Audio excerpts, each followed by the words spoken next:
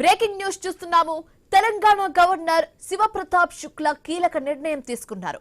Azharuddin, Kodandaram MLC అభ్యర్థులకు ఆమోదం తెలిపారు.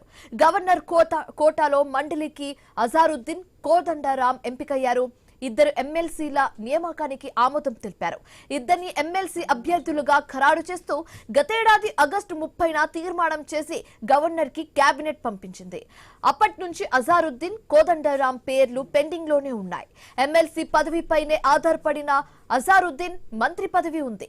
ఇప్పుడు గవర్నర్ గ్రీన్ సిగ్నల్ ఇవ్వడంతో మంత్రిగా కొనసాగనున్నారు. ఇటీవల ఇదే విషయంపై గవర్నర్ ను సీఎం రేవంత్ రెడ్డి కూడా కలిశారు. ఇదే అంశానికి సంబంధించి మరింత తాజా సమాచారం మా కరెస్పాండెంట్ ఏవై స్వామి ఫోన్ ద్వారా అందిస్తారు. స్వామి, అజారుద్దీన్ అండ్ అలాగే కోదండరాం కు ఫైనల్ గా గ్రీన్ సిగ్నల్ వచ్చినట్లుగా తెలుస్తుంది. సో దీనికి సంబంధించి పూర్తి డీటెయిల్స్ ఏ విధంగా ఉంది?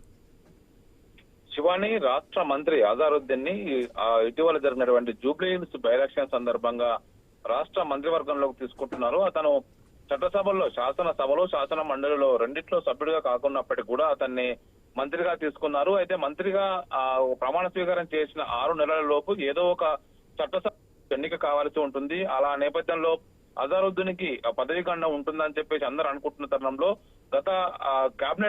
గతంలోనే రాష్ట్ర గవర్నర్ కోట ఎమ్మెల్సీ అభ్యర్థులుగా అజారుద్దీన్ పేరును, ప్రొఫెసర్ కోదండరాం సార్ పేరును, ఇద్దరిని పేర్లను కూడా రాష్ట్ర ప్రభుత్వం కేబినెట్ తీర్మానం చేసి గవర్నర్ వద్దకు పంపింది. గవర్నర్ వద్ద అది పెండింగ్ లోనే ఉండిపోయాయి. గత గవర్నర్ ఒకవైపు జిష్ణుదేవ్ వర్మ వాటిని ఆమోదించలేదు. అయితే ఆయన మహారాష్ట్రకు బదిలీ అయిన తర్వాత ఒకవైపు హిమాచల్ ప్రదేశ్ నుంచి వచ్చినటువంటి కొత్త నూతన గవర్నర్ శివప్రతాప్ శుక్లా ఇటీవల గవర్నర్ గా ఒకవైపు ఆయన పదవి బదిలీ తీసుకున్నారు. తర్వాత మొన్న రీసెంట్ గానే రాష్ట్ర ముఖ్యమంత్రి Revanth Reddy, legislative affairs minister Sridhar Babu ఇద్దరు వెళ్లి ఈ గవర్నర్ కోట సంబంధించిన ఎమ్మెల్సీల విషయంలో ఫైల్ చాలా కాలంగా పెండింగ్ లో ఉంది, దాన్ని క్లియర్ చేయాలని చెప్పేసి గవర్నర్ ని అభ్యర్థించినట్టుగా తెలుస్తుంది. మరోవైపు రీసెంట్ గా ఒక 2-3 రోజుల క్రితమే సుప్రీంకోర్టులో దీనికి సంబంధించినటువంటి తీర్పు కూడా వచ్చింది. గవర్నర్ ఇటీవల కొత్తగా వచ్చారు, ఆయన వద్ద ఈ కేసు పెండింగ్ లో ఉండడంతో కూడా ఒకవైపు దాన్ని జూలై వరకు కూడా అతనికి ఆమోదించడం కోసం అవకాశం ఇవ్వాల్సిందిగా కూడా ఒకవైపు సోలిసిటర్ జనరల్ వెంకటరమణి అభ్యర్థించడంతో కూడా సుప్రీంకోర్టు కూడా ఓకే అన్నది.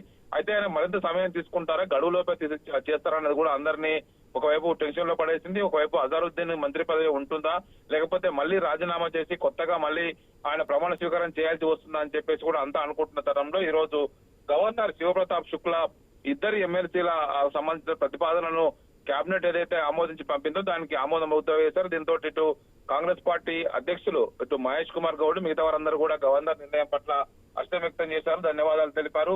రాష్ట్ర అభివృద్ధి పట్ల కాంక్షిస్తూ గవర్నర్ నిర్ణయం తీసుకోవడం పట్ల కూడా ఒకవైపు కొద్దిసేపటి క్రితమే ఇటు మహేష్ కుమార్ గౌడ్, పిసిసి అధ్యక్షుడు మహేష్ కుమార్ గౌడ్ గవర్నర్ కు ధన్యవాదాలు తెలిపారు. మొత్తానికైతే ఇటీవల కాలంలో వీరిద్దరి విషయంలో ఏం జరుగుతుందా అని చెప్పేసి కూడా అందరూ ఆసక్తిగా గమనించారు. కానీ గవర్నర్ అనూహ్యంగా నిర్ణయం తీసుకొని ఈ ఒకవైపు ఈ సందిగ్ధతకు చెక్ పెట్టడం జరిగింది. మొత్తం గవర్నర్ నిర్ణయం పట్ల ఒకవైపు గతంలో భారత క్రికెటర్ కెప్టెన్ గా, అదే విధంగా ఇటు దేశవ్యాప్తంగా ప్రజాసేవలో ఉన్నటువంటి క్రీడాకారుని హోదాలో అతనికి అవకాశం ఇవ్వాలి. మరోవైపు తెలంగాణ సిద్ధాంతకర్త ప్రొఫెసర్ జయశంకర్ సార్ తో పాటు కలిసి పనిచేసేటువంటి ఇటు కోదండరామ్ కూడా అవకాశం ఇవ్వడం కూడా ఇద్దరికి తెలంగాణ సమాజానికి ఒక శుభపరిణామం అంటూ కూడా ఇటు మహేష్ కుమార్ గౌడ్ అభినందనలు ధన్యవాదాలు తెలిపారు. మొత్తానికైతే వీరిద్దరి విషయంలో సందిగ్ధత వీడింది. గవర్నర్ కోట ఎమ్మెల్సీలకు గవర్నర్ శివప్రతాప్ శుక్లా ఆమోద ముద్ర అయితే వేశారు. Shivani, thank you Swamy.